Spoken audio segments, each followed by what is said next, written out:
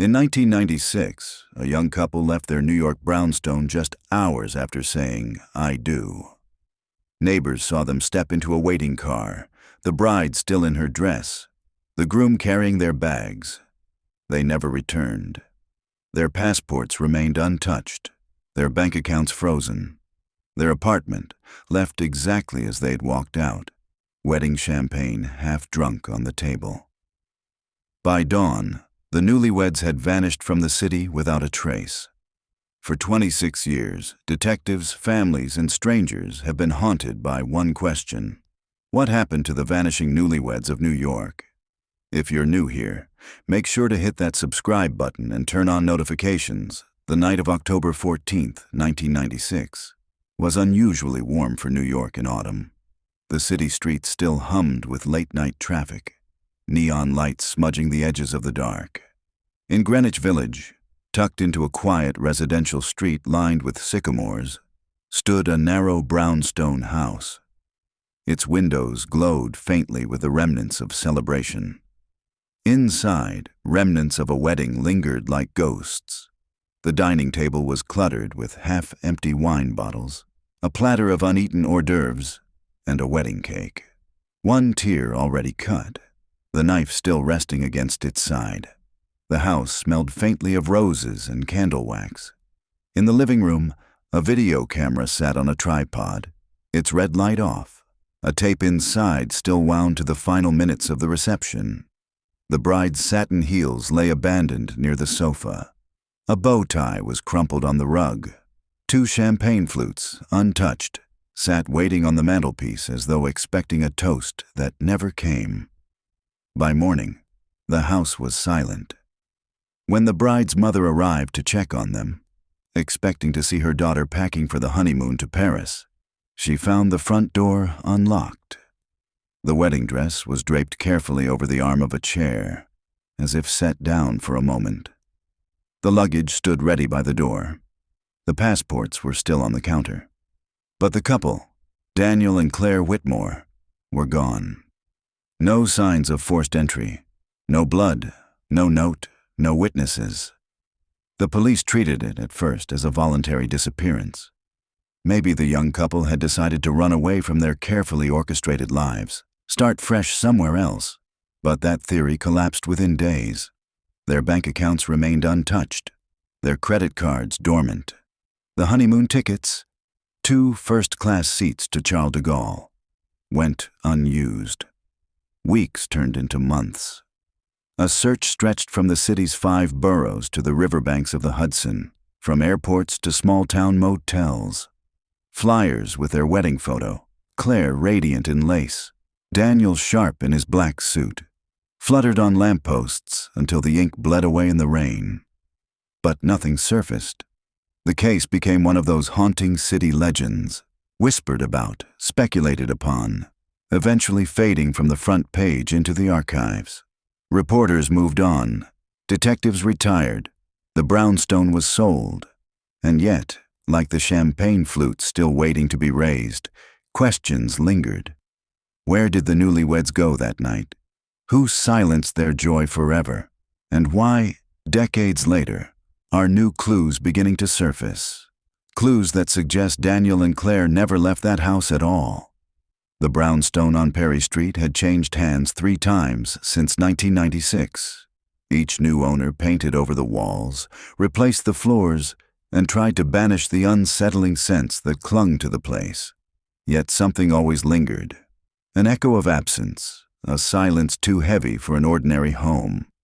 By 2022, it belonged to a quiet couple from Boston who used it as a pied-à-terre. They kept to themselves, staying only on occasional weekends. For years, the house stood mostly empty, until the renovation. It was a contractor who made the discovery. On a gray March morning, sunlight filtered weakly through the tall windows as 2 men worked in the basement, prying away warped wooden paneling to prepare for waterproofing. The basement smelled of damp earth, mildew, and old iron. As one of the men yanked free a stubborn plank, a section of wall collapsed with a muffled groan, spilling dust and plaster across the concrete floor. Behind the wall was a hollow. "Hey," the younger worker said, shining his flashlight inside. "You seeing this?" His partner crouched down, peering into the cavity. Nestled between the studs was an object wrapped in faded fabric, the material stiff with age. He reached in and tugged. The cloth tore apart in his hands, and something clattered to the floor. A champagne flute. Crystal, delicate. Its stem fractured but intact. The two men stared at it in silence. Then the younger one picked up another object from the hollow. A small purse, powder blue, with a tarnished clasp. Inside were cosmetics, a faded lipstick, and a folded napkin from a wedding catering service that no longer existed. Neither man said a word. They didn't need to. Both knew the legend of the vanishing newlyweds. Everyone in New York had heard it at some point, the way you hear ghost stories or urban myths whispered in bars. They called the police. By afternoon, Perry Street was swarming with uniforms and unmarked cars. Yellow tape cordoned off the steps. Neighbors stood in clusters, whispering, their breath steaming in the cold air. Journalists gathered quickly, cameras poised, voices hushed with the thrill of revival, like vultures circling a corpse thought long buried. Detective Elena Ramirez arrived just after 3. She had been with NYPD's cold case unit for 8 years, long enough to know that some ghosts never stayed buried. Tall, dark-haired, with sharp features that rarely betrayed emotion, she carried herself with a calm gravity that made others fall silent when she entered a room. She ducked under the tape, flashing her badge, and descended the brownstone steps. Inside, the air was thick with dust and history. She felt it immediately, the heaviness, as if the house remembered too much. "Downstairs," an officer said, leading her toward the basement. The cavity in the wall had been enlarged. Evidence technicians worked carefully, photographing, dusting, bagging. On a table lay the recovered items: the champagne flute, the powder blue purse, its contents neatly arranged. Ramirez slipped on gloves and studied them. The purse looked ordinary enough. Its vinyl faded, but the lipstick caught her attention. She uncapped it, noting the shade. A deep berry red, the kind popular in the mid-1990s. The faintest trace of wear lingered on the tip. "Where exactly were these?" she asked. "Sealed inside the wall," the technician replied. "Looks like someone intentionally hid them." No remains, no other objects. Ramirez's gaze drifted to the champagne flute, fractured but unmistakably from a wedding set. 26 years, she murmured. She knew the case. Everyone in her division did. Daniel and Claire Whitmore. Married October 13th, 1996. Last seen alive at their reception. Vanished from this very house. A mystery that had mocked investigators for decades. Now, for the first time in years, something new. Ramirez straightened, her eyes sweeping the basement. "I want this entire property searched. Walls, floors, ceilings, top to bottom, and I want the original case files pulled immediately." "Yes, Detective." As she ascended the narrow staircase, her mind churned. Why now? Why would someone hide objects connected to the Whitmores? And more pressing, was this evidence planted recently? Or had it been here since the night they vanished? Upstairs, the rooms felt strangely preserved. Though redecorated, Ramirez could still picture the crime scene photographs she had studied in the archives, the wedding dress draped over a chair, the luggage by the door. She paused in the parlor, her reflection faint in the antique mirror.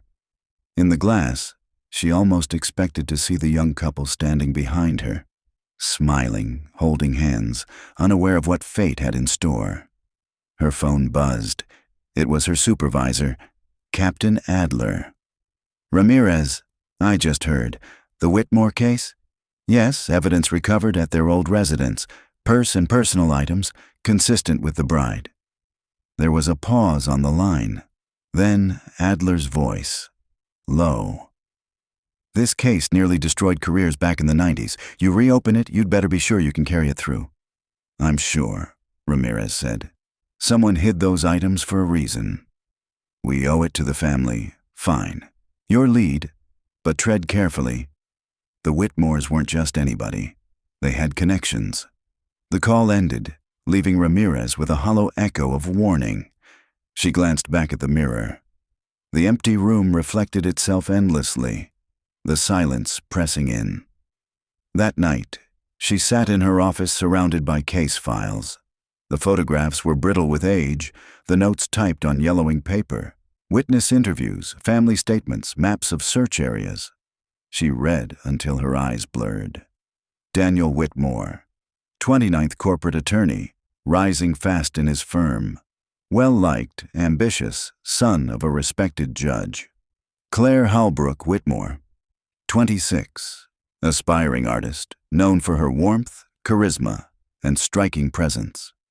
Their wedding had been a society event, a merging of old Manhattan respectability and new creative promise. Everyone agreed they were deeply in love. Everyone agreed they had everything to live for. And then, nothing. Ramirez leaned back, rubbing her temples. Cold cases were like haunted houses. You walked through rooms filled with echoes, hoping one of them would whisper something new. Tonight, those echoes felt louder than ever. She opened the evidence log again, focusing on the purse. It had not appeared in the original scene photographs. That meant either it had been overlooked, or it had been hidden later. Which possibility was worse? Somewhere in the file was a name she remembered. Detective Frank Morelli, the original lead investigator. Retired now, living upstate. She jotted a note to call him in the morning. Outside her office window, Manhattan glowed like a restless beast. 26 years had passed since the Whitmores disappeared, but the city hadn't forgotten. Stories like theirs never died. They waited. They festered. They demanded answers. Ramirez closed the file. Tomorrow she would begin pulling at threads long thought severed. Tomorrow she would return to Perry Street, to walk through the house again in daylight. For now she sat in silence, the weight of the city pressing against the glass, and thought about the champagne flute shattered in the wall, an unspoken toast suspended forever, waiting to be raised. The morning after the discovery, Detective Elena Ramirez drove north out of the city, past the spreading gray suburbs, into the quieter sprawl of Westchester County. The highway was choked with commuters, but as she left the main arteries, the traffic thinned. Bare branches arched over narrow lanes, their shadows striping the road like prison bars. She carried with her a manila folder stuffed with photocopies, photographs of Daniel and Claire, the old case summaries, the grainy image of the champagne flute recovered from the wall. The folder felt heavier than paper. It felt like an inheritance of failure. Frank Morelli lived in a modest clapboard house at the end of a cul-de-sac. The lawn was trimmed, though not obsessively. A wind chime dangled from the porch, clinking softly in the cold breeze. Ramirez parked at the curb and sat for a moment, studying the house. This was the man who had once commanded dozens of detectives, whose name had appeared on every headline about the vanishing newlyweds. Now he was a retiree with creaking knees and time to kill. She rang the bell. After a long pause, the door opened. Morelli was in his 70s now, tall but stooped, his once thick hair a thinning gray. He wore a flannel shirt tucked into faded jeans, his eyes sharp despite the sagging of his face. When he saw her badge, a weary smile tugged at his mouth. NYPD, cold case, right? You must be here about the Whitmores. His voice carried no surprise, only inevitability, as if he had been waiting for this knock for years. Yes, Ramirez said. Detective Elena Ramirez. May I come in? He nodded and stepped aside. The house smelled faintly of coffee and old wood polish. Family photographs lined the hallway. Children, grandchildren, graduations. Ramirez wondered if his family knew how much of him had been consumed by one case. They sat at the kitchen table. A pot of coffee steamed between them. I heard on the news, Morelli said. pouring 2 mugs without asking. Found something in the house, didn't they? Ramirez nodded. A purse and a champagne flute hidden in the basement wall. Morelli leaned back, his gaze distant. Damn, 26 years too late. Did you ever search the basement? Top to bottom. Twice. But walls? Number. We didn't have cause. No signs of construction. No reason to tear the place apart. He shook his head. If it was there then, we missed it. And if it wasn't, his eyes narrowed. That means someone planted it later. Ramirez sipped the coffee, bitter and strong. I've read the file. You interviewed over 100 witnesses. Neighbors, family, co-workers. More like 300, he corrected. Everyone who might have seen something, heard something, even dreamed something. His smile was humorless. And you know what we got? Nothing. Not a damn thing. They just vanished. Do you believe they ran away? Morelli's laugh was sharp. No, that was a theory the higher-ups liked. Easier than admitting we were blind. But Daniel was a rising star in his law firm. Claire adored her family. They had a honeymoon planned, money in the bank. People don't just walk away from that. Then what happened? His eyes flicked to the window, where the bare trees rattled in the wind. For a long time he didn't speak. When he finally did, his voice was low. Somebody helped them disappear. Or made them disappear. Ramirez waited. Silence stretched. Morelli leaned forward, lowering his voice further, as though the walls might still have ears. There was pressure from above. Judges, politicians, people tied to Daniel's father. They didn't want scandal. They wanted it wrapped up neat. We pushed, but every time we got close to something ugly, the trail went cold. Witnesses recanted. Leads dried up. Files went missing. Missing? Ramirez asked sharply. He nodded. Evidence logs altered. Photos gone. Not much, but enough. I complained. You know what they told me? Retire early, Frank. Let it go. So I did. Do you regret it? His eyes met hers, sharp and unflinching. Every day. Ramirez slid the photograph of the champagne flute across the table. Do you recognize this? Was it part of the original scene? He studied it, then shook his head. No. We logged the flutes on the mantelpiece, but not this one. Could be from the same set, though. Claire's family said she registered for Waterford Crystal. Then this could be genuine. Or a forgery. He leaned closer. Detective, if someone planted that purse in glass, they want you digging again. The question is, why now? Ramirez thought of the hollow wall, the dust that clung like fingerprints of time. Maybe they want us to find what was missed. Or maybe they're trying to steer you away from what really happened. He sat back, his expression hard.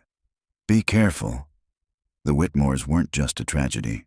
They were a wound the city didn't want reopened. If you cut into it now, you won't like what bleeds out. The wind chime on the porch clinked softly. Ramirez closed her folder. Thank you for your time, Detective. Call me Frank. And if you find anything real, something we can finally hold on to, don't let them bury it this time. As she drove back toward the city, Ramirez's mind gnawed at his words. Evidence disappearing, pressure from above, planted clues. The case was already a labyrinth, and now someone had shifted the walls. Back in Manhattan, she returned to Perry Street. The brownstone was quiet again, the tape removed. The contractors gone. Inside, dust motes swam in the afternoon light. She stood in the parlor, staring at the antique mirror, imagining Claire adjusting her veil, Daniel fixing his cufflinks. A night filled with promise, swallowed whole. She whispered their names to the empty room, as if the walls might answer. Claire, Daniel. Silence. But in that silence, Ramirez felt something stir, a determination that bordered on obsession. The Whitmores had vanished once. She would not let them vanish again. The following day was colder, the kind of sharp March chill that made the city's air feel metallic in the lungs. Detective Elena Ramirez stood outside a modest apartment building on the Upper West Side, the manila folder tucked beneath her arm. The buzzer clicked, and a weary voice answered. "Yes, Mrs. Halbrook? This is Detective Ramirez, NYPD cold case. We spoke yesterday. I'd like to talk about your daughter." There was a pause, then the door lock buzzed. The elevator groaned as it carried Ramirez upward. The hallway smelled faintly of boiled cabbage and furniture polish. Apartment 6B's door was ajar, and Claire's mother, Evelyn Halbrook, stood waiting. She was in her late 70s now, thin and elegant, even in a plain cardigan. Her hair was silver white, swept neatly back. Her eyes, gray, sharp, studied Ramirez with something like suspicion. "Come in," Evelyn said. Her voice was steady, but Ramirez could hear the strain beneath. The apartment was filled with photographs. Claire as a child in pigtails, Claire at ballet recitals, Claire on graduation day, radiant in a white dress. None beyond 1996. The air smelled of lavender and faint dust. They sat at the dining table, cups of tea between them. Ramirez opened her folder slowly, not wanting to rush. "Mrs. Halbrook, I know this is painful, but we found something in the house on Perry Street. Items belonging to your daughter Evelyn's lips tightened. After all these years, a purse, lipstick, a champagne flute. Hidden in the basement wall, Evelyn set down her cup with a faint clink. Her hand trembled. Why would anyone hide those things? That's what I'm trying to find out." "You lived in that house once?" She shook her head. "No. Daniel's father owned it, gave it to them as a wedding gift. I never liked it. Too much old money in those walls. Too many secrets." Her voice had a bitter edge. Ramirez leaned forward gently. "Tell me about Daniel. What was he like?" Evelyn's eyes flicked to a photograph of her daughter. "Charming. Polished. The kind of man who knew which fork to use at dinner, what wine to order, how to make a mother believe her daughter would be safe with him. But I didn't trust him. Why not? He was too smooth, too perfect. Men like that, they hide things." She took a long breath. Claire was dazzled. She always wanted fairy tales. Daniel gave her that. But underneath, Evelyn's voice faltered. "She called me once, a few weeks before the wedding. Said she felt like she was living in a dream, but she didn't know if it was hers or his." Ramirez's pen paused on the page. "Did she say why?" Evelyn shook her head. "She laughed it off, said it was just wedding nerves, but a mother knows." She was unsettled. "What about the night of the wedding? Did anything unusual happen?" Evelyn closed her eyes briefly. It was beautiful. The flowers, the music, everything just so. But Daniel's father, Judge Whitmore, he was tense. Barely smiled all evening. Kept watching everyone like a hawk. I thought maybe he disapproved of something. He never liked me much. Did you see Claire and Daniel leave?" "Yes, they waved from the stoop. She looked happy, tired but happy. I thought I'd see her the next morning before their flight, but..." Evelyn's voice cracked, and she pressed a tissue to her lips. Ramirez gave her a moment. Then, "Mrs. Halbrook, I have to ask, do you think Daniel would ever have harmed your daughter?" Evelyn's eyes flashed, sharp despite the tears. "I don't know. I only know she disappeared when she was with him, and that his family had the power to make things vanish." The bitterness in her tone was unmistakable. Ramirez noted it carefully. "Did the police ever ask you about that?" They asked, yes. But they didn't want to hear. Judge Whitmore had influence. He could close doors with a phone call. He did. The investigation stalled. We were left with nothing. The silence stretched between them, heavy with old grief. "Mrs. Halbrook," Ramirez said softly, "we've reopened the case. I can't promise answers, but I promise I won't let it be buried again." Evelyn's hand rested on the table, trembling slightly. "Bring her home, detective. Even if all you find is bones, Ramirez left the apartment with the echo of those words pressing on her chest. Outside, the city moved as it always had. Horns blaring, buses rumbling, people hurrying with eyes down. Life went on, but somewhere in its endless hum was a silence shaped like Claire and Daniel Whitmore. Back at headquarters, Ramirez spread the files across her desk. Two narratives emerged, layered like conflicting transparencies. On one side, the perfect couple, radiant, envied. On the other, whispered doubts, a mother's intuition, a father-in-law's shadow looming over everything. She flipped through photographs of Judge Whitmore at the wedding, stern, unsmiling, his hand heavy on his son's shoulder. His eyes were the kind that saw everything and admitted nothing. Ramirez circled his face with her pen. If there were secrets in this case, they had not vanished with the Newlyweds. They had been buried, carefully, deliberately, and secrets that deep did not stay quiet forever. As dusk fell outside the precinct windows, Ramirez closed the file and leaned back. The city's lights flickered to life one by one, like eyes opening in the dark. Somewhere out there was the truth of that night. Somewhere in the cracks of memory and power, the Whitmores were waiting to be found. The Whitmore estate sat north of the city, on a stretch of Hudson River property that seemed more fortress than home. High stone walls ringed the grounds. The wrought iron gate bore the family crest, an austere W carved into the metal. The driveway curved upward through skeletal trees, leading to a mansion of cold gray stone. Detective Elena Ramirez parked at the base of the drive. She felt the weight of the place before she even stepped out of her car. Some houses whispered, this one loomed. A man in a tailored suit met her at the door. Detective Ramirez, Judge Whitmore is expecting you inside. The air was cool, faintly scented with polish and old books.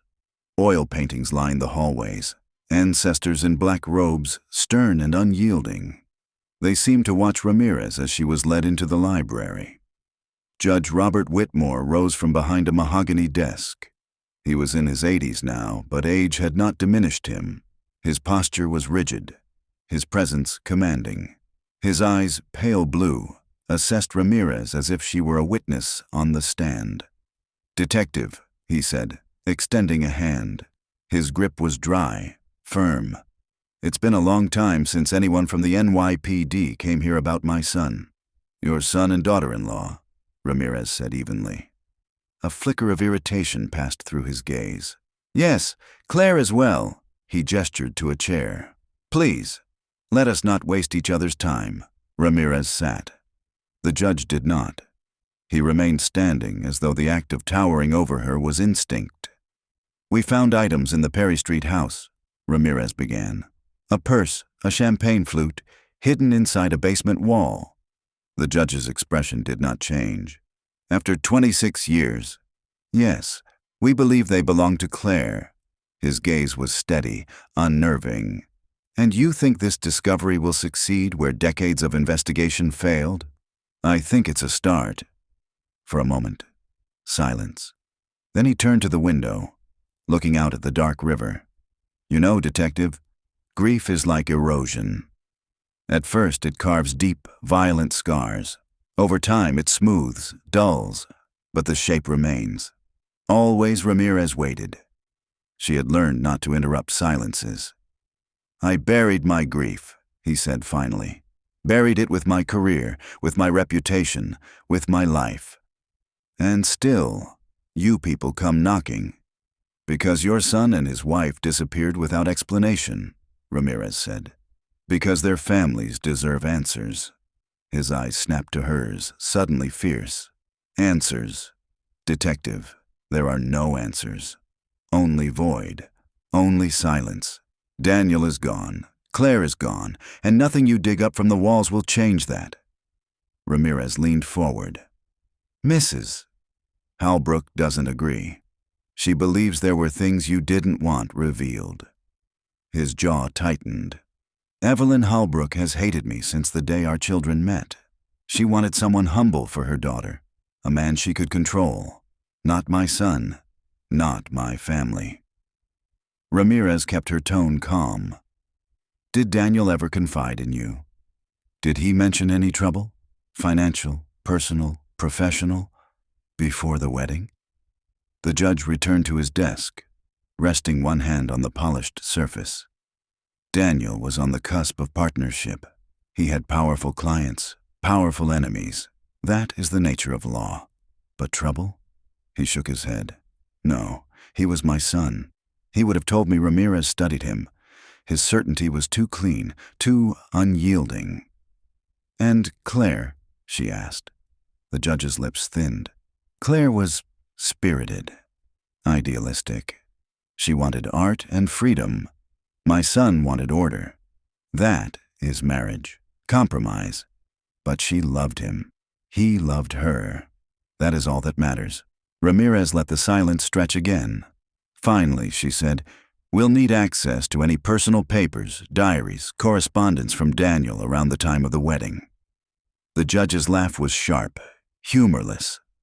Detective, do you think I have not been through this before? Boxes of files combed through, photographs taken, drawers emptied. Do you think you will find something they did not?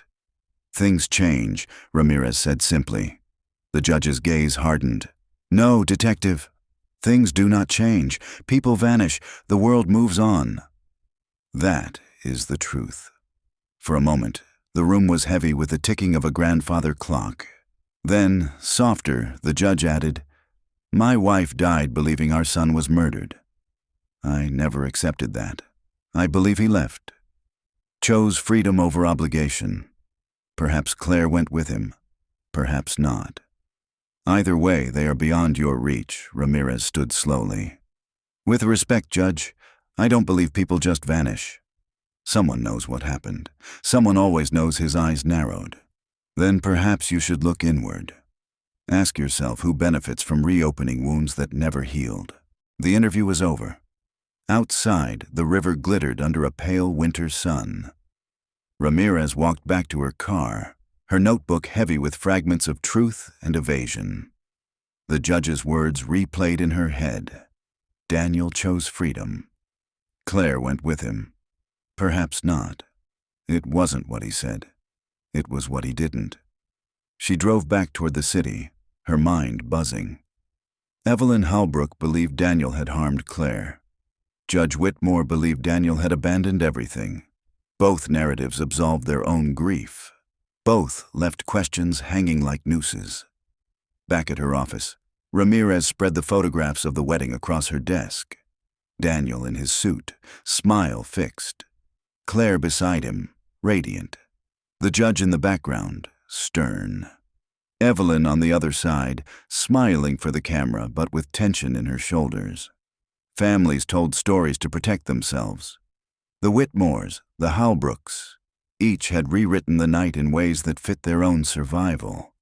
But somewhere in the overlap of those stories, the truth was buried. Ramirez traced a finger along Claire's image. The young bride's eyes seemed almost to flicker with unease, as if some part of her knew what was coming. "Where did you go, Claire?" Ramirez whispered to the photograph. "And what did Daniel do?" The clock on the precinct wall ticked steadily. Outside, the city pulsed, indifferent. Ramirez closed the folder and sat in silence, the judge's house still clinging to her like a shadow. Secrets lived there. She could feel them, and secrets that deep did not stay buried. Forever. The law offices of Whitmore, Talbot, and Crane occupied 3 floors of a midtown skyscraper that gleamed like polished obsidian against the morning sky. From the street, it radiated wealth and certainty. Inside, the marble lobby echoed with the footsteps of men and women in tailored suits, each carrying an aura of quiet importance. Detective Elena Ramirez flashed her badge at the receptionist, a young man whose smile faltered when he read the name on her identification. "Cold case unit?" he asked. "Yes, I'd like to speak with Mr. Talbot, senior partner." The receptionist's smile stiffened. "Of course. Please wait here." He disappeared into the inner offices. Ramirez stood among the gleaming brass and glass, feeling eyes on her. These places always smelled faintly of money and fear, the subtle perfume of power. Minutes later, she was ushered into a conference room where Harold Talbot, Daniel's former mentor, waited. He was in his late 60s now, his once black hair silver, his frame broad but beginning to soften with age. His handshake was firm, his expression polished, but there was something guarded in his eyes. "Detective Ramirez," he said. "It's been years since anyone's come asking about Daniel." "Not years," Ramirez corrected. "Decades." Talbot gave a small smile. "True. Please, sit." The conference room was lined with shelves of legal texts, their spines pristine as though untouched. A long polished table stretched between them. Ramirez laid her folder down, but did not open it. "Mr. Talbot," she began, "I'm reviewing the disappearance of Daniel and Claire Whitmore. You worked closely with Daniel, correct?" "Very closely." "He was my protege. Brilliant, ambitious. He had a rare gift. Could see angles in a case that others missed. And clients? High profile. Corporate disputes, mergers, land deals. The sort of work that kept the firm thriving." Ramirez watched him carefully. "And enemies?" Talbot's smile thinned. "Detective, in law, there are no enemies.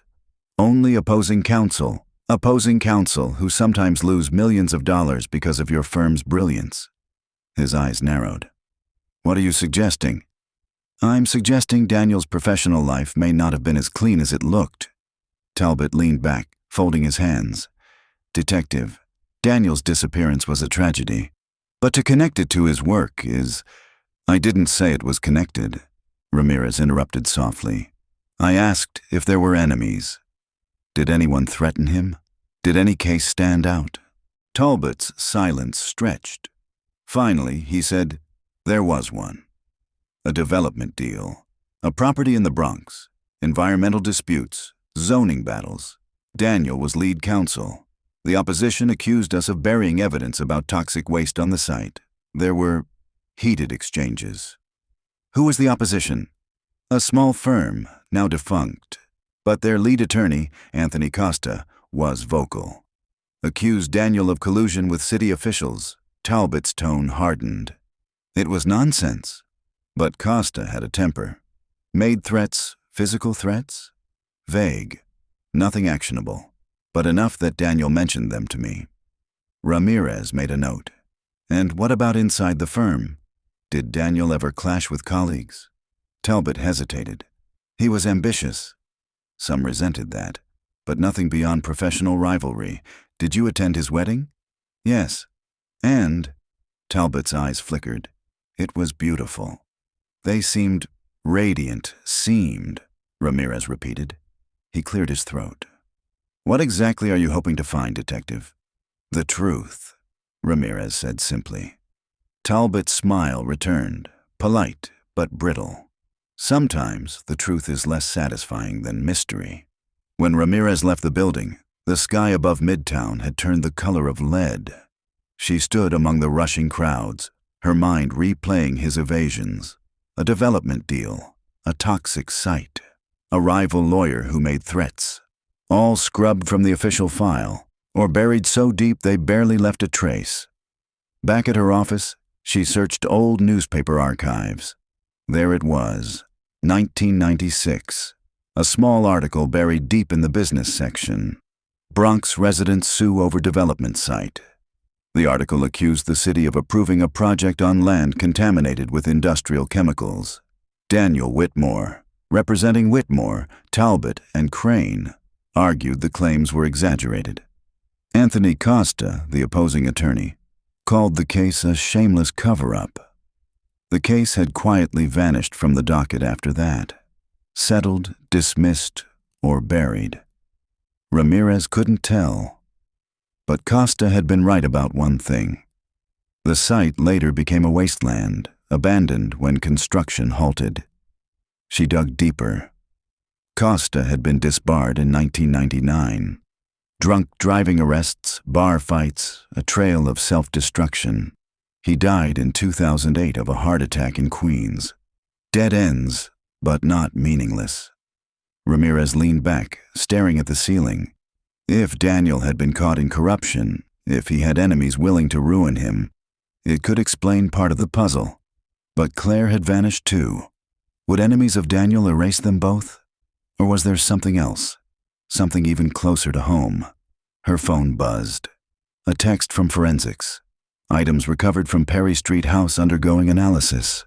Partial fingerprint lifted from champagne flute. Possible match pending. Ramirez's pulse quickened. She stared at the message, then out at the city beyond the glass. For the first time in 26 years, the case was breathing again. The message from forensics kept Ramirez awake most of the night. She lay on her sofa, the case file spread across her coffee table like a second bed. Photographs of Daniel and Claire stared back at her, wedding smiles frozen in place. Outside her apartment window, sirens rose and fell, the lullaby of the city. By morning, she was at the forensics division downtown. The lab smelled of bleach and coffee, a sterile mix that clung to the back of the throat. Technicians in lab coats moved with quiet efficiency, each bent over screens, microscopes, or trays of evidence. Dr. Lin, the lead analyst, met her in a glass-walled office. He was small, precise, his glasses smudged despite his immaculate appearance. On his desk lay the champagne flute, sealed in a plastic case, light glinting off its rim. "You found a print," Ramirez said, sitting. "Yes, partial, but clean enough for comparison." Dr. Lin tapped a keyboard, and the fingerprint appeared on the monitor. Next to it, another image popped up. The system's match. "Belongs to Robert Whitmore," Lin said. "The judge." Ramirez's stomach tightened. "Are you certain?" 98% probability. Partial prints can be tricky, but the match is strong. It's his. Ramirez stared at the images. The judge. The patriarch who claimed grief had been his shadow. The man who had told her his son chose freedom. His fingerprint on a champagne flute hidden in a basement wall. "When was this evidence processed?" she asked. 2 days ago. We ran it through AFIS last night. Came up this morning. Could it have been transferred? Dr. Lin shook his head. Unlikely. This print was pressed directly onto the glass. Distinct pressure points. It wasn't incidental. Ramirez sat back. The room felt suddenly colder. The judge's hand had been on that glass, either the night of the wedding, or later, when the wall became a tomb for secrets. "Keep this contained," she said quietly. "No reports outside this office." "Not yet," Lin nodded, his expression unreadable. Back at her precinct desk, Ramirez closed her eyes and let the weight of it sink in. The judge, the man who had lectured her about erosion, about grief, who had dismissed Evelyn Holbrook's suspicions as bitterness. His print, locked in time on a glass he should never have touched. She opened the old evidence log.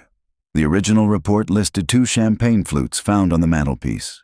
Both clean, both catalogued. No mention of a third, which meant either the glass had been removed and hidden, or planted later. Her phone buzzed again. Another message from forensics. Trace analysis of purse complete. Residue detected. Calcium carbonate. Soil fragments consistent with Hudson River embankments. The Hudson. Ramirez's pulse quickened. The Whitmore estate sat on the river, the land beneath it rich with limestone and clay. She pulled up an old aerial map of the property. Wide lawns sloped toward the riverbank. Dense woods hid portions of the shore. If someone wanted to hide evidence or bodies, the river would swallow them whole. Her phone rang. Evelyn Holbrook's name flashed on the screen. "Detective," Evelyn said, her voice brittle. "I've remembered something." From the night of the wedding, Ramirez sat up. "Go on. It's small, but I can't get it out of my head." When they left the reception, Daniel's father pulled him aside. They spoke in low voices. "I saw Daniel's face," He looked angry and frightened. Claire took his hand, tried to pull him away, but the judge wouldn't let go. I told myself it was nothing, just nerves, but now, her voice cracked. Now I wonder if that was the last time she saw me. Ramirez's hand tightened around the phone. Mrs. Halbrook, thank you. This helps. She hung up and sat motionless for a long time. The judge's fingerprint, the Hudson soil, the memory of a father gripping his son's hand on the night everything ended. Ramirez rose abruptly, gathering her notes.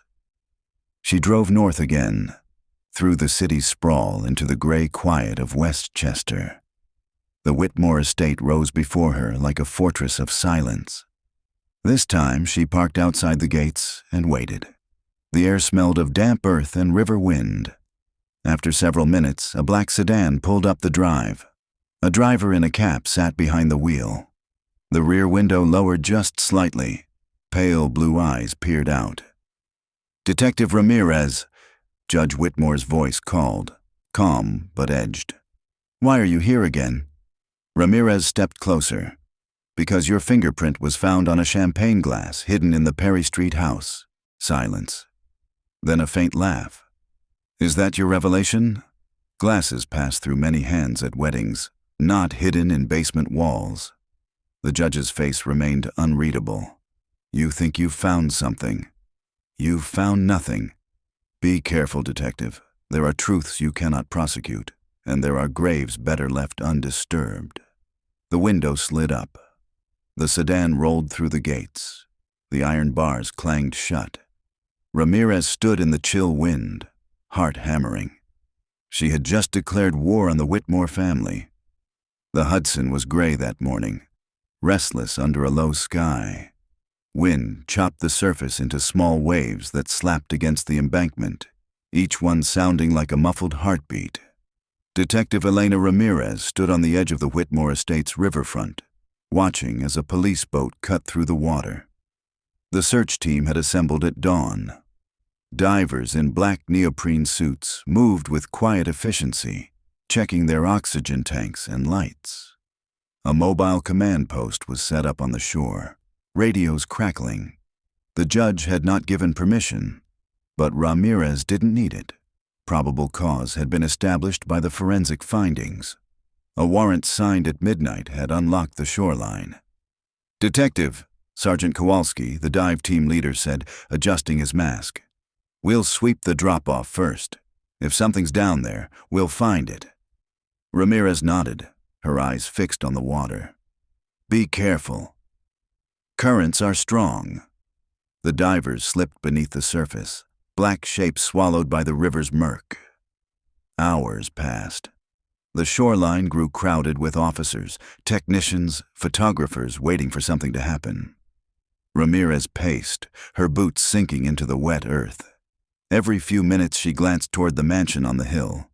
Curtains shifted once. Someone was watching.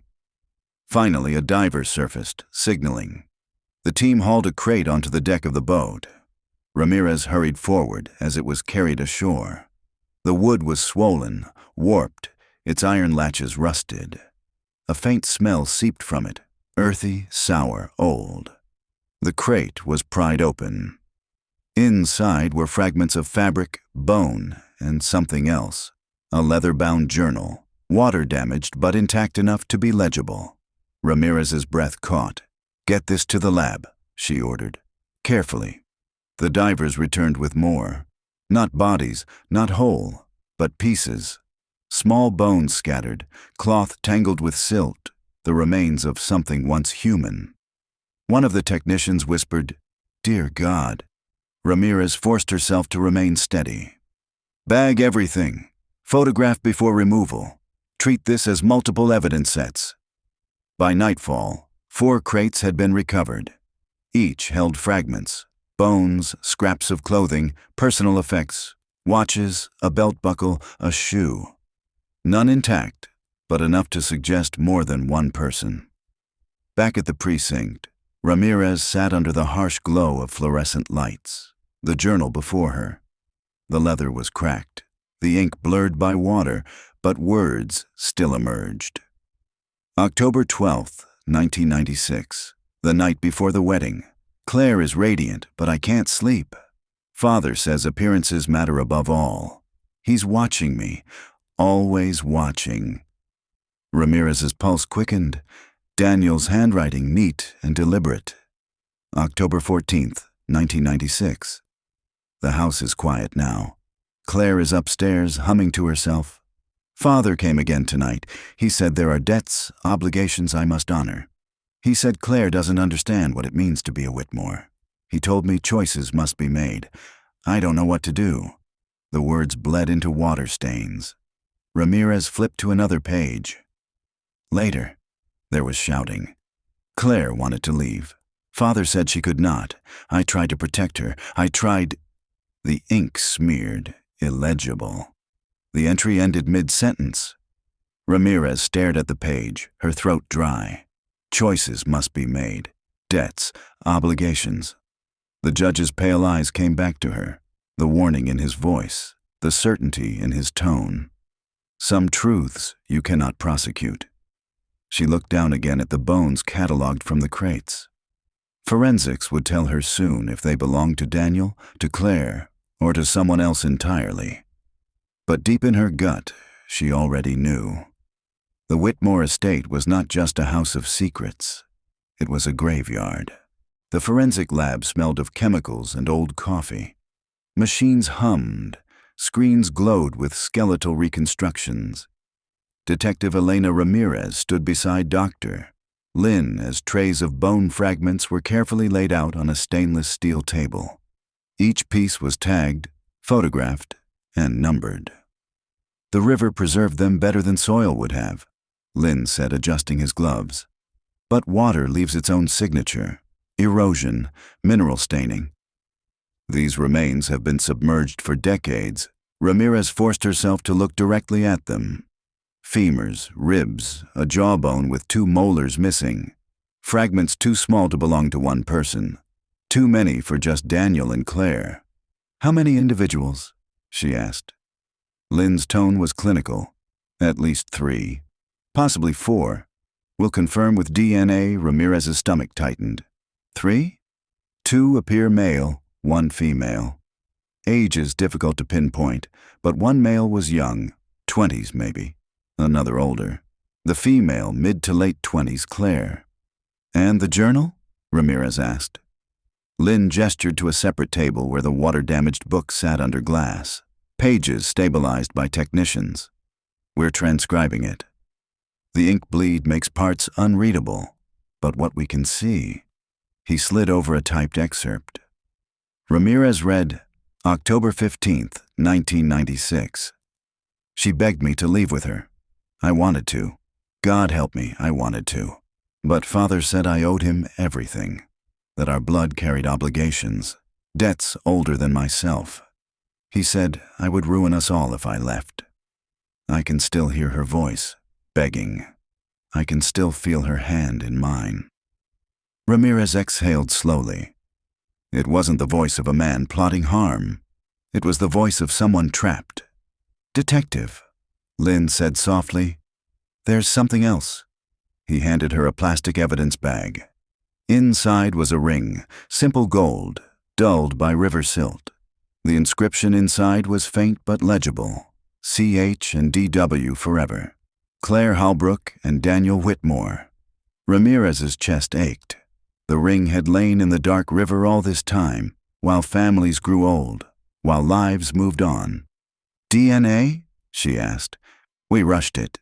Preliminary results just came in. Lynn tapped the screen. The female remains match Evelyn Halbrook's maternal line. The odds are astronomical. It's Claire. Ramirez closed her eyes. Claire Halbrook. Confirmed dead. No miracle survival, no hidden life. Her bones, scattered in crates, spoke the only truth left. And Daniel? Lynn hesitated. One of the male samples is consistent with Judge Robert Whitmore's line. We need a direct comparison, but it's likely Daniel.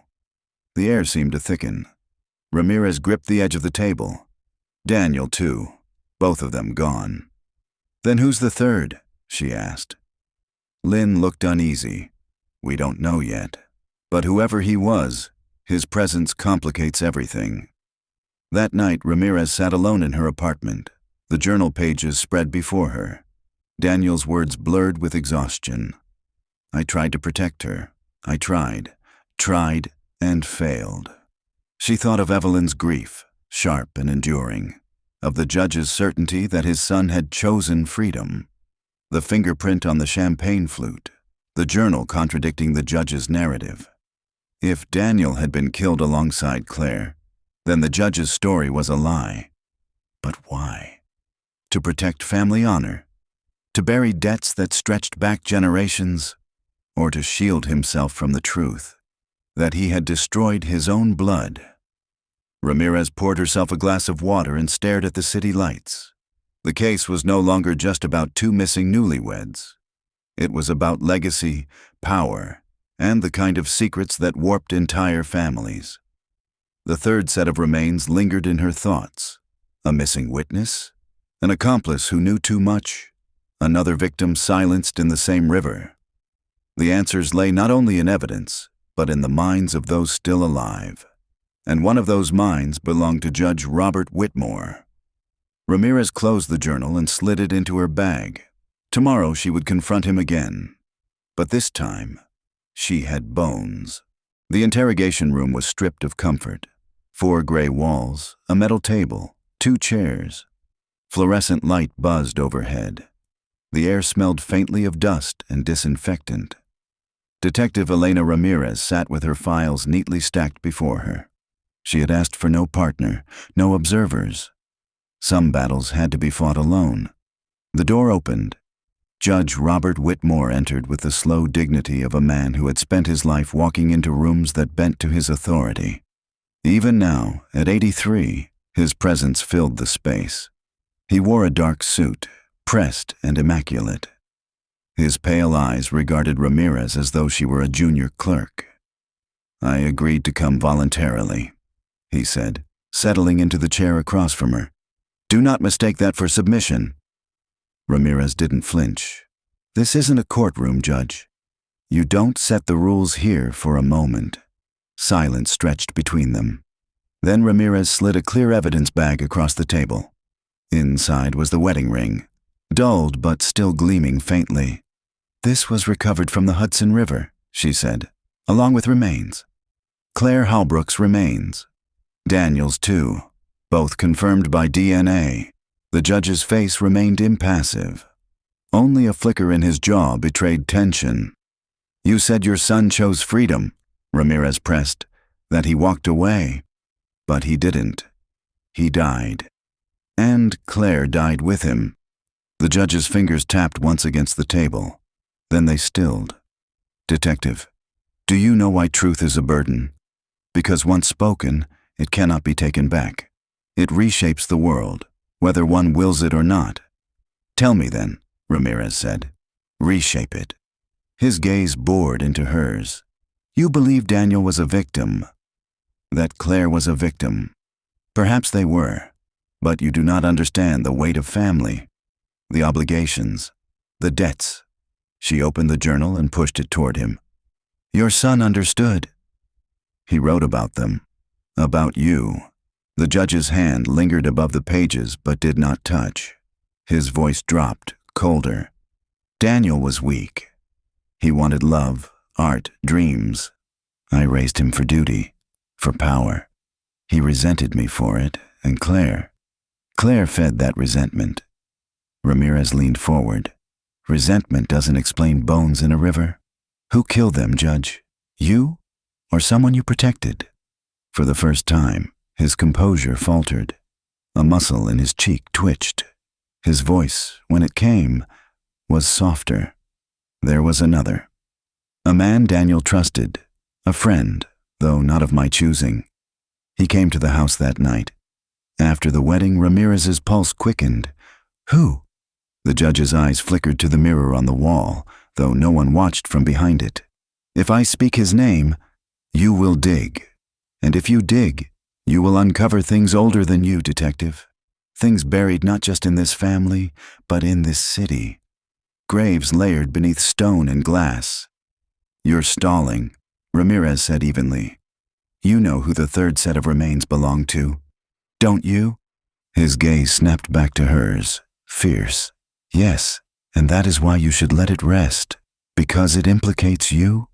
His hand slammed the table, the sound sharp in the sterile room. Because it implicates all of us. The words hung in the air, vibrating with a lifetime of restrained rage. Slowly, his breathing steadied. His voice dropped again. You think this is about a missing couple? It is about legacy. About a line of men who believed they could bend the world to their will. My father, his father before him, and yes, myself. Daniel wanted to escape. Claire encouraged him. That was their sin. They forgot that blood binds. Always Ramirez's throat was dry, but her voice stayed steady. Blood binds and drowns. The Hudson gave them back to us, Judge. They're speaking now. You can't silence them anymore. He looked at her then with something that might have been sorrow or contempt. You think bones speak? Number. They rot. They sink. Only the living carry stories. Ramirez closed the file with deliberate calm. Then tell me this story. Who was the third? But the judge only leaned back, folding his hands in his lap. Some stories require the grave to tell them. You'll see.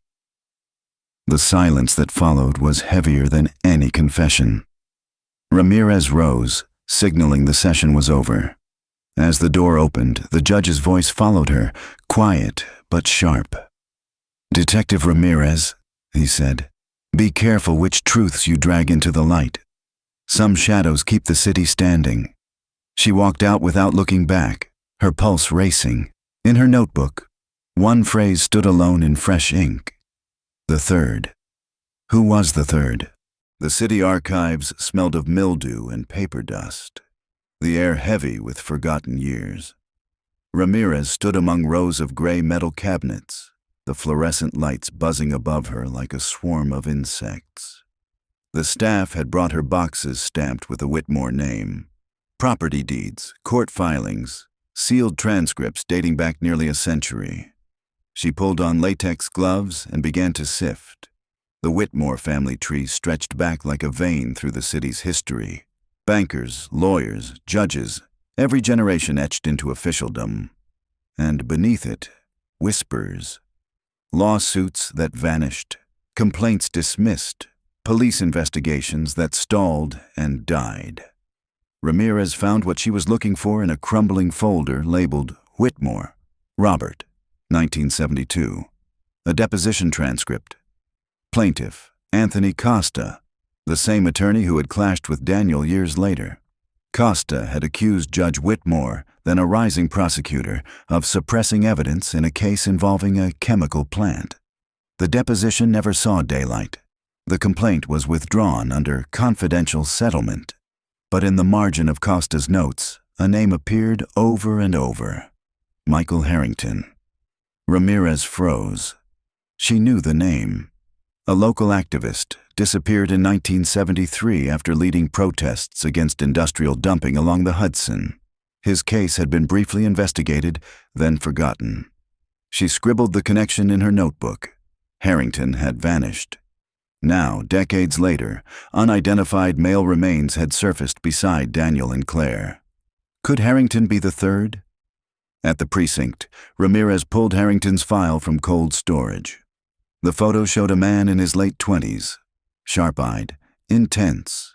Arrest records for trespassing at city council meetings, shouting at hearings. His last known activity, organizing a protest at the very stretch of river that bordered the Whitmore estate.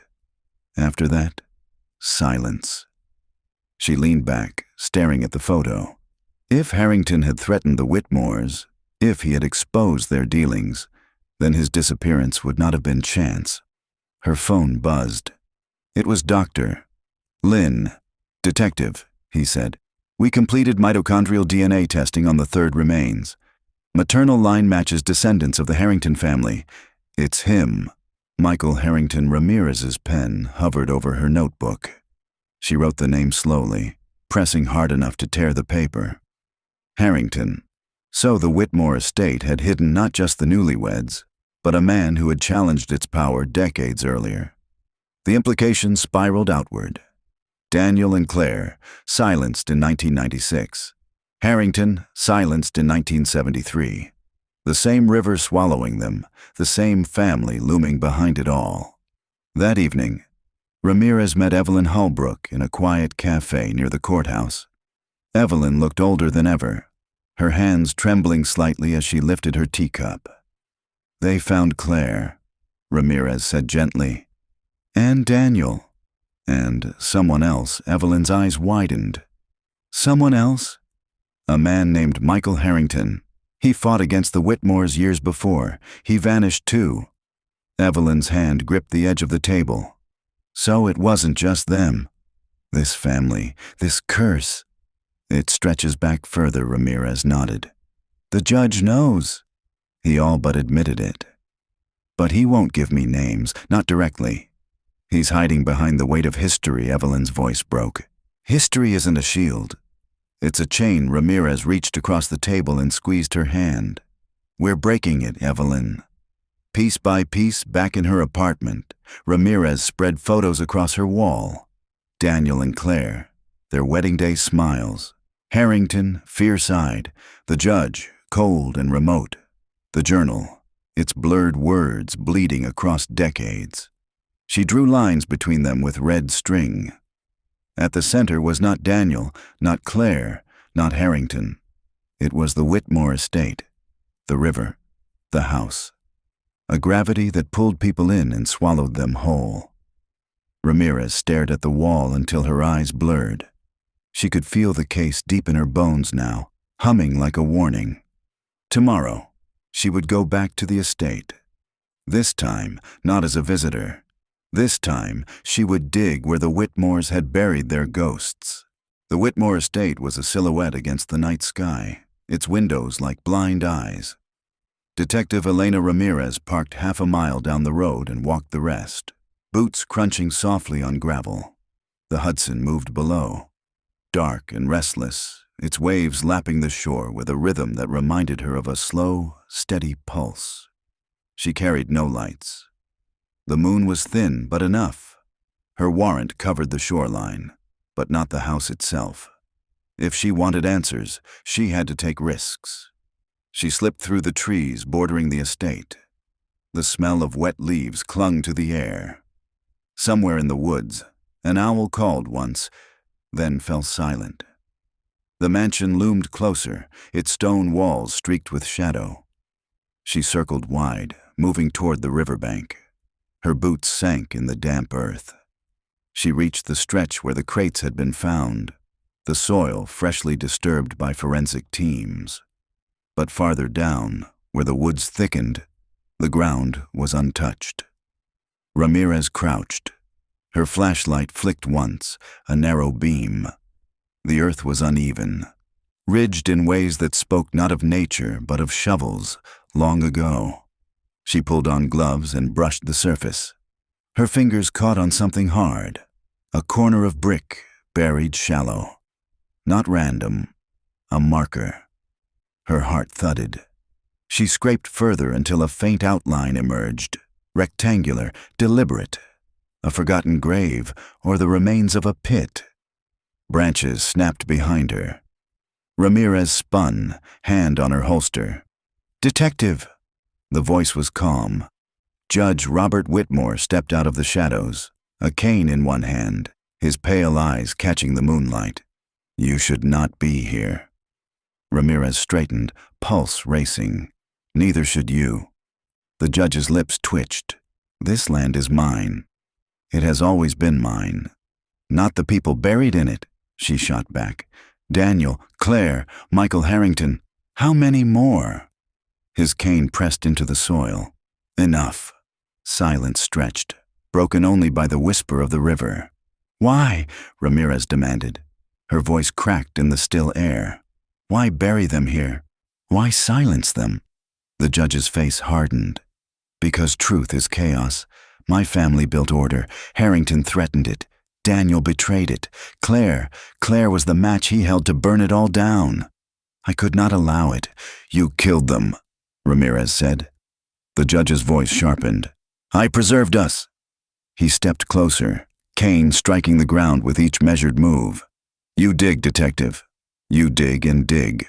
But some graves, once opened, bury the digger as well. From the shadows behind him, two figures emerged. Broad-shouldered men, silent, their outlines unmistakable. Protection, muscle, loyal still to the Whitmore name. Ramirez's hand hovered over her weapon. Her throat tightened. What are you planning to do, Judge? Kill a cop? Add me to the pit. The judge's pale eyes glittered. You already belong to it. Every soul in this city does. You think yourself different because you chase ghosts, but the soil is the same beneath your feet. One day you'll lie in it too. For a moment, the night seemed to hold its breath. Then Ramirez pulled her phone slowly from her pocket. The screen glowed blue, showing the red dot of an active recording. Good, she said, her voice steady. Say it again. The judge froze. The men behind him shifted, uncertain. Ramirez took a step back, her phone held high.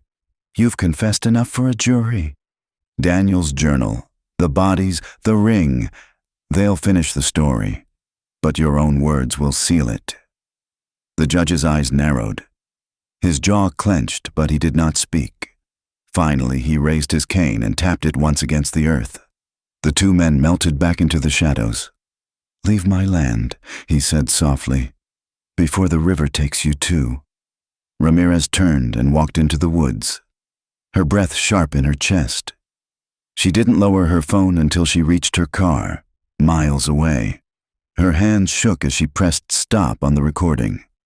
The screen glowed back at her, confirmation of what she had captured. The judge's voice, threading confession and menace together. The Whitmore fortress was cracking. Morning broke over the city in shades of steel and pale fire. Detective Elena Ramirez hadn't slept. The judge's words still clung to her, rasping in the dark corners of her mind. Truth is chaos. By mid-morning, the precinct was buzzing. Journalists had caught whispers of something surfacing in the Hudson, and their vans clogged the street. Ramirez sat in the war room, flanked by files, photos, and the audio recording glowing on her laptop screen. Captain Rourke stood at her side, arms crossed. Are you sure you want to pull the trigger now? Ramirez nodded. We have the remains, the journal, the DNA, and his recorded words. If we wait, he'll bury it again. This time, under the law, Rourke gave a grunt that was half respect, half resignation. Then let's light the fuse. The press conference began at noon. Cameras flashed, microphones clustered. Ramirez stood at the podium, her badge glinting under the lights. 26 years ago, Daniel Whitmore and Claire Holbrook vanished on their wedding night, she began, her voice steady though her hands trembled behind the podium. For decades, their families lived with silence, with unanswered questions. Yesterday, we recovered remains from the Hudson River. Through DNA, we have confirmed they belong to Daniel and Claire. A ripple of gasps moved through the room. Ramirez continued. Alongside them, we recovered remains of a third individual, identified as Michael Harrington, an activist who disappeared in 1973 after opposing the Whitmore family's business interests. Evidence strongly links these deaths to Robert Whitmore, retired judge of the state Supreme Court. Flashbulbs exploded. Reporters shouted questions, their voices tumbling over one another. Ramirez lifted a hand. Justice is not bound by time, she said. Bones speak. The river kept their story, and now it will be told. Hours later, Ramirez watched from across the street as federal marshals escorted Judge Whitmore from his townhouse. He wore his dark suit, immaculate as always, but his cane trembled. Cameras swarmed, reporters shouted, and for the first time in his long life, his pale eyes looked cornered. As he was placed into the black SUV, he turned his head. For a moment, Their eyes met across the chaos. His lips moved, forming words she couldn't hear, but she knew what he was saying. Truth is chaos. The trial unfolded like a storm. The journal was read aloud, page after page. Evelyn Halbrook wept quietly in the gallery, her daughter's name restored in ink and bone. Experts testified about soil, fingerprints, DNA. The defense painted Daniel as unstable, Claire as manipulative, Harrington as reckless. But the jury heard the judge's own words, recorded under the moonlight by the river. Harrington threatened us. Daniel betrayed us. Claire was the match he held to burn it all down. I could not allow it. When the verdict came, guilty on all counts, the courtroom seemed to exhale. Ramirez sat motionless, her pen poised above her notebook. She had written one word, closure, then crossed it out. Weeks later, the Hudson lay quiet again. Ramirez returned to the riverbank alone, the water silver under late autumn sun. She crouched near the place where the crates had been pulled. The soil was disturbed, but grass already pushed through, erasing the scars. She thought of Daniel's final journal entry. I tried to protect her. I tried. She thought of Claire's ring, forever bound with his name. She thought of Michael Harrington, silenced for daring to speak. And she thought of Evelyn, clutching the photo of her daughter, whispering, "At least I know now." Truth was chaos, but silence was death. Ramirez stood, watching the current twist away toward the sea. She could almost hear their voices in the water, carried finally into daylight. Winter settled over the city, softening its edges with frost. The courthouse steps, once a stage for the Whitmore's authority, now bore the weight of whispers and cameras. Robert Whitmore would spend the rest of his life in a cell.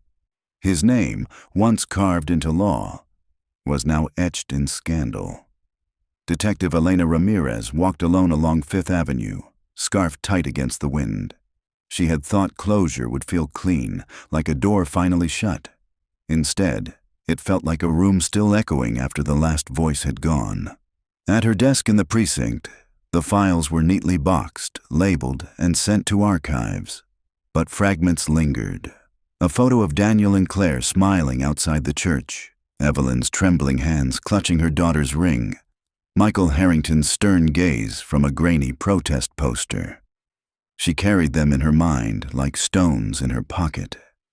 Ramirez visited Evelyn Halbrook one quiet Sunday. The old woman's house smelled of tea and lavender polish. Evelyn sat by the window, a blanket over her knees, a framed picture of Claire on the table beside her. "Do you feel lighter?" Ramirez asked gently. Evelyn shook her head. "Not lighter, but clearer. For years I prayed for miracles. Now I only pray my daughter rests. That she knows I never stopped waiting." Ramirez reached over and touched her hand. Evelyn's skin was thin, fragile, but her grip was firm. "You gave me back the truth," Evelyn whispered. "That is more than I dared hope for." On her last visit to the river, Ramirez stood where the divers had once vanished beneath the waves. The Hudson moved steadily, indifferent, its surface glittering under pale sun. She closed her eyes and listened. The water carried no voices now, only its endless song. But she imagined Daniel's journal, Claire's laughter, Harrington's fire, all drifting beyond reach but not forgotten. She opened her eyes and breathed deep. The Whitmore's shadows would linger, but shadows could not endure the light forever. Ramirez turned and walked back toward the city, the sound of the river fading behind her. Each step felt heavy but steady. There would be other cases, other secrets, but this one, at last, had spoken. And the Newlyweds, lost for 26 years, had finally come home.